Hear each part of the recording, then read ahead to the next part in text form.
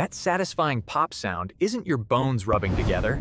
It's actually an explosion happening inside your fluid. When you stretch your finger, you pull the bones apart. This creates a vacuum space inside the lubricating fluid.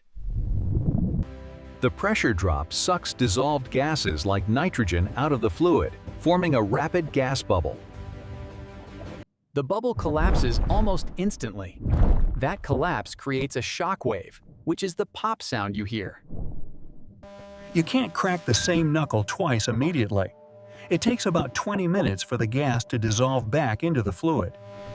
Good news! Multiple studies, including one man who cracked his knuckles for 60 years, show it does not cause arthritis. However, doing it constantly might lead to slight swelling or reduced grip strength over time. It's mostly harmless. The biggest risk isn't arthritis. It's just annoying the people around you.